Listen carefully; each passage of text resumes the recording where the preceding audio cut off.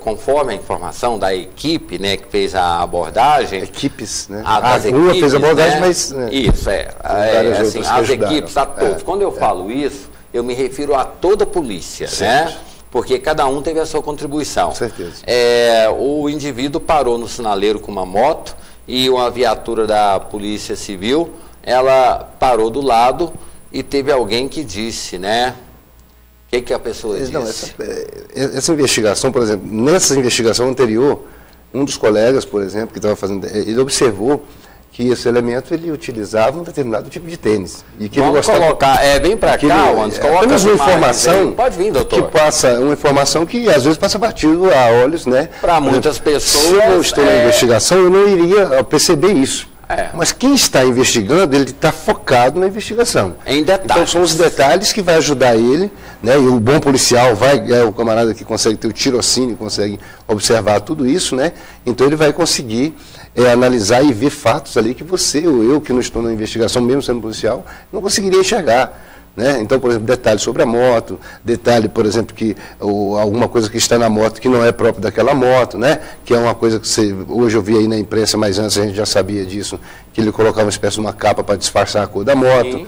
Ele furtava as placas de motos e aí colocava as capas na mesma cor coincidente da moto que ele havia furtado. Então, são detalhes... Fazia clonagem, né? Não, na verdade, não era clonagem. Não era clonagem porque... A clonagem, assim, para o pessoal entender. Então, assim, ele furtava uma placa... a placa e a placa correspondia às características da moto, que lá no Detran olhava a placa, checa essa placa. Checa essa placa. A placa é de uma moto tal, vermelha. Não, exato. Mas tem ocorrência? Não. Não, tá tudo certo. Tudo certo. Então, isso aí também foi um processo também que os colegas tiveram muito desgaste para poder fazer esse tipo de investigação, não é? Então, esse é só mais um dos elementos. Então, são vários elementos que levaram os colegas a ter um perfil, né? E até a identificação física da pessoa, ainda não tinha até então uma identificação do nome dessa pessoa. Mas agora, já tinha mapeado toda a cidade, já tinha feito todo um trabalho de quais os locais possíveis poderia ser encontrado. Então não foi só o acaso, foi também a competência da investigação, foi o detalhe das investigações, foi a perspicácia dos policiais que estavam ali e que queria realmente dar esse resultado para a sociedade.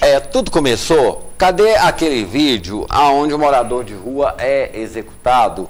E aí veio aquela velha história, né? Os modus operantes, o julgamento preconceituoso, porque ele já havia matado alguns moradores de rua, porém ele era vigilante. Exato. E na condição de vigilante, ele fez cursos e esses cursos indicaram a ele como utilizar a arma. Exato. Então, uma coisa que eu acho que é errado, né? O princípio da presunção... presumiram que a habilidade dele em usar a arma, ele era um policial.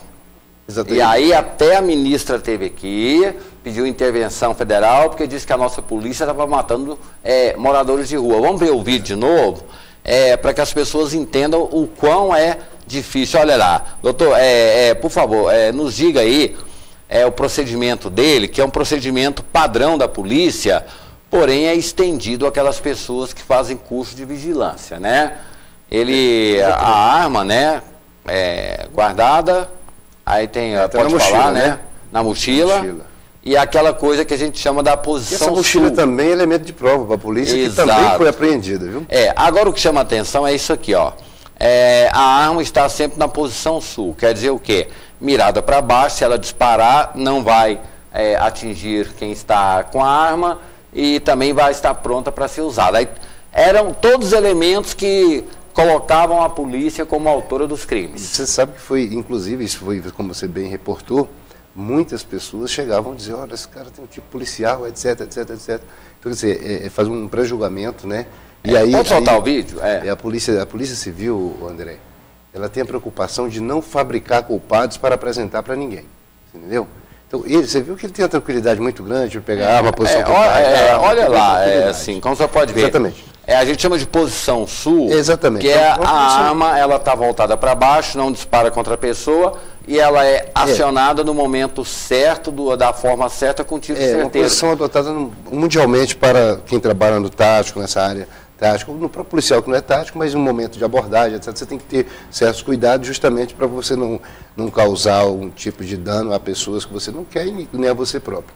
Mas assim, retomando então, o vigilante ele tem, porque aí está provado que ele é vigilante, ele faz curso, ele tem curso de arma, ele tem que fazer a prática com arma, ele tem o conhecimento pelo menos básico, como usar a arma, não é? Isso. Essa coisa toda. E naquela ocasião o pessoal pensava que se tratava de um policial, houve muito comentário nesse sentido. A própria etc, ministra esteve aqui pedindo intervenção federal. Exatamente. Ela condenou a nossa polícia, chamou a nossa polícia de corrupta. Exato, e é uma coisa horrível, né? A gente passar Ou seja, é o preconceito, né? Exatamente, um preconceito, inclusive contra a entidade ou contra as forças de segurança, né?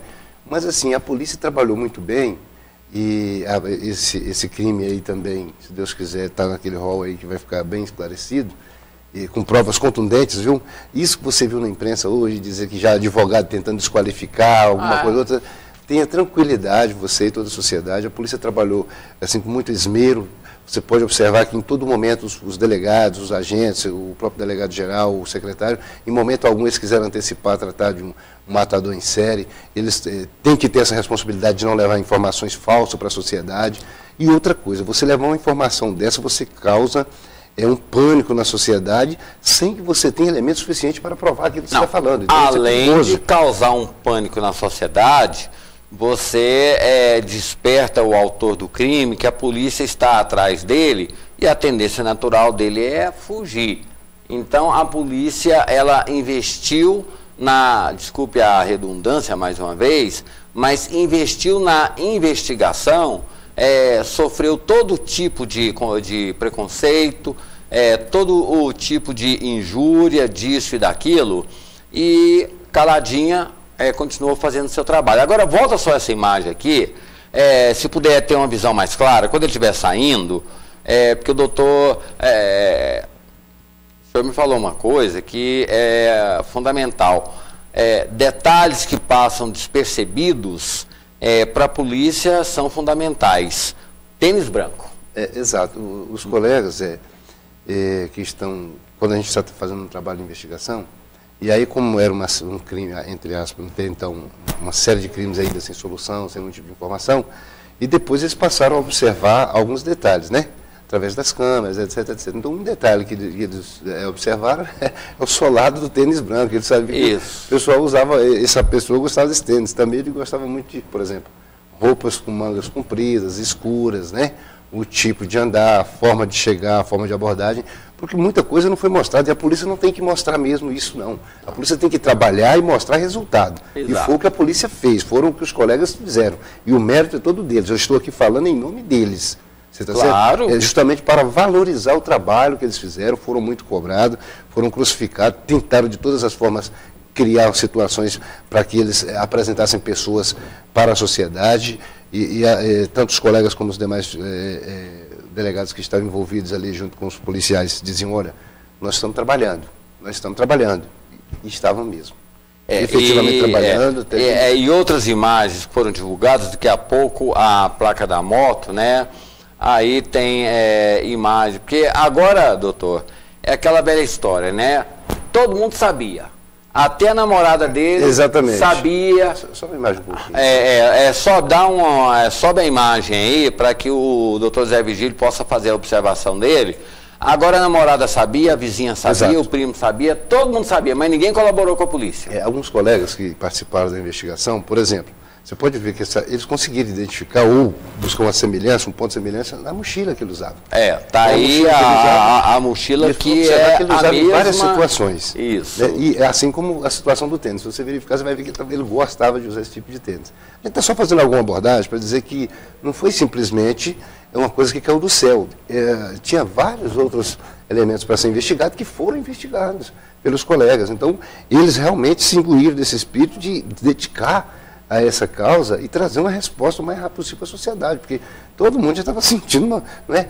Então, quando estabeleceu a pode verificar aí o tênis, mochila, né? Ou seja, mangas compridas. Não existe crime perfeito, né? Existe aquele crime mal investigado ou bem investigado. Aqui em Goiás, todos são bem investigados. Então, aqui em Goiás não tem crime perfeito. Eu diria para você o seguinte, essa é uma máxima que se fala que não existe. Existe um crime muito bem elaborado, que exige muito mais dos policiais, o grau de dificuldade de resolução é muito grande. Então, por que crimes ficam insolúveis às vezes, André?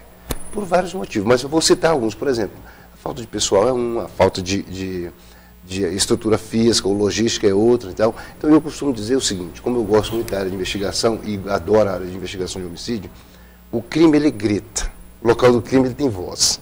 Então, quanto mais você demora para chegar ao local do crime, menos audível, não é? Você vai perdendo os elementos de informação que tem naquele local de crime.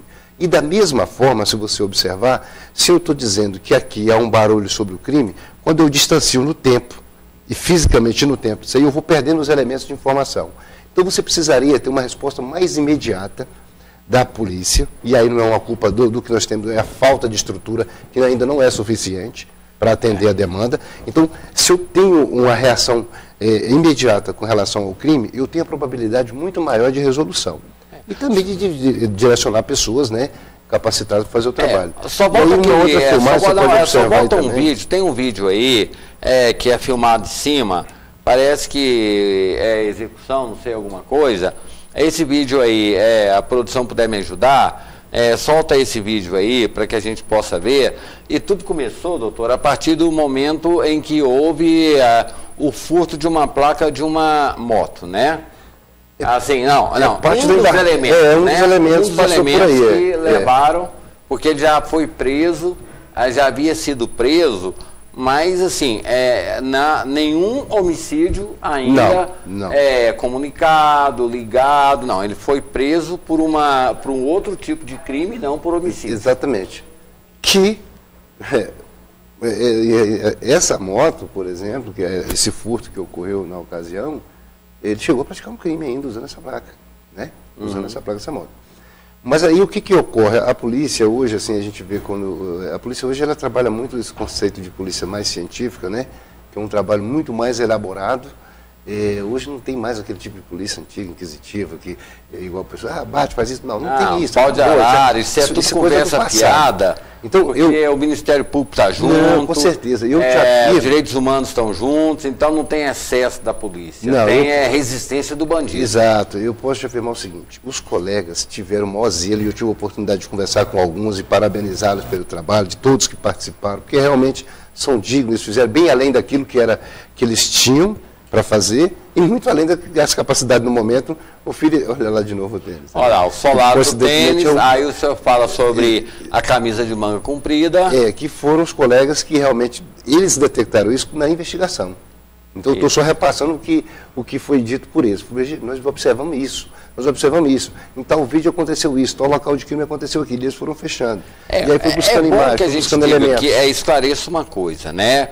O senhor está aqui na condição de porta-voz das equipes que trabalharam, todos trabalharam e assim, estão trabalhando ainda porque tem outros crimes para serem elucidados, e o senhor representa uma categoria, fala em nome dela a partir de momentos de informações que são passadas por senhor, porque a nossa polícia é unida, apesar das pessoas acharem que não, mas nós temos uma polícia muito unida, irmã, fraterna, que não quer o crime, porque o policial também ele é vítima do crime. Também, da mesma forma. Então, assim, o senhor está aqui na condição de porta-voz de todos os policiais. E ocorre também o seguinte, André, você, como eu disse para você numa fala que nós tivemos, é o seguinte, como você fez aquele questionamento do papel da polícia lá dentro, interna Copa, como funciona?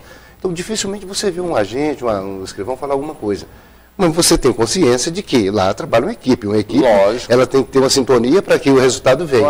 Corta para cá, por favor. Então, na verdade, os investigadores, os policiais, eles têm um papel fundamental na investigação, porque a investigação é própria desse policial. Então, eu acho que eu me sinto aqui até à vontade para dizer que eu estou aqui dizendo também da importância do trabalho do investigador, não é? Que consegue olhar e enxergar o que nós não estamos vendo. né? O que outra pessoa está olhando e não consegue ver. Então eu acho assim, é importante colocar isso, valorizando o trabalho desses colegas e todo o empenho que eles tiveram com relação a esses casos que foram apresentados. Tem aqui a mensagem: bom dia, meu nome Edagna, né? Edagna, eu acho que é esse, né? Queria dar os parabéns a todos os policiais e dizer que eu acredito em nossa polícia. Só acho injusto o que fazem com as leis. Pois às vezes a polícia prende o mesmo indivíduo 10, 20 vezes e aí? A polícia arrisca a vida, o judiciário parece que dorme, passou da hora de acordarem. Anormal lavar gelo. Bandidos estão tomando conta, né?